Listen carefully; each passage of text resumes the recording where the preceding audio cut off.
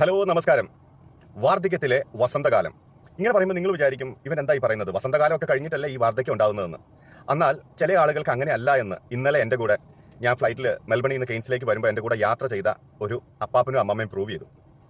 ഇവർ വന്നു കയറി ഇരുന്ന് പാടെ ആദ്യം കുറച്ച് നേരം ബുക്കൊക്കെ വായിച്ചു, ഫ്ലൈറ്റ് ടേക്ക് ഓഫ് ഒക്കെ കഴിഞ്ഞ് ഒന്ന് ലെവലൊക്കെ ആയി കഴിഞ്ഞ് കഴിഞ്ഞപ്പോഴത്തേനും രണ്ടുപേരും മൊബൈലിൽ ഒരു ഗെയിം എടുത്തു. ഈ ഗെയിം നമ്മളിങ്ങനെ വാക്കുകൾ ഒപ്പിക്കുന്ന ഗെയിമാണ്. എൻ്റെ പേര് കൃത്യം ഞാൻ മറന്നുപോയി. ഇവർ രണ്ടുപേരും കൂടെ ഓരോ പ്രാവശ്യം ഓരോരുത്തർ ഓരോ വാക്ക് കണ്ടെത്തി സെലക്ട് ചെയ്യുമ്പോഴത്തേലും രണ്ടുപേരും ഭയങ്കര ചിരി വർത്താനം, ഫ്ലൈറ്റ് മുഴുവൻ എല്ലാവർക്കും കേൾക്കാം. പക്ഷേ ആർക്കും അത് ഡിസ്റ്റർബൻസ് അല്ല. കാരണം ഇവർ വളരെ സന്തോഷത്തോടു കൂടി, എന്തായാലും രണ്ടുപേരും ഒരു 75-80 വയസ്സോട് അടുത്തുള്ളതാണ്. അപ്പോൾ കുറച്ച് കഴിഞ്ഞ് ഗെയിം കളിയൊക്കെ കഴിഞ്ഞ് രണ്ടുപേരും കൈയടിച്ച് ചിരിയും കളിയൊക്കെ കഴിഞ്ഞ് ഒരു ഓറഞ്ചൊക്കെ എടുത്ത് തിന്ന് കഴിഞ്ഞ് കുറച്ച് കഴിഞ്ഞപ്പോൾ ഞാൻ ചോദിച്ചു, അല്ല നിങ്ങൾ ഇത്രമാത്രം സന്തോഷിക്കാൻ എന്താണ് കാരണം? നിങ്ങൾ അപ്പം സാധാരണ ഒരു ഫാമിലിയൊക്കെ ആയിട്ട് കുടുംബത്തോടൊപ്പം ചിലവഴിക്കുക, അല്ലെങ്കിൽ കുട്ടികളൊന്നും അടുത്തൊക്കെ ഉണ്ടാകുക, ഇതൊക്കെയല്ലേ സാധാരണ നമ്മുടെ നാട്ടിലെ ഒരു സന്തോഷം എന്ന് പറയുന്നത്. പക്ഷേ ഇവരോട് ചോദിച്ചപ്പോൾ ഇവർ പറഞ്ഞു പിള്ളേരൊക്കെ നേരത്തെ തന്നെ എല്ലാവരും ഓരോരുത്തരുടെ വഴിക്കാണ്.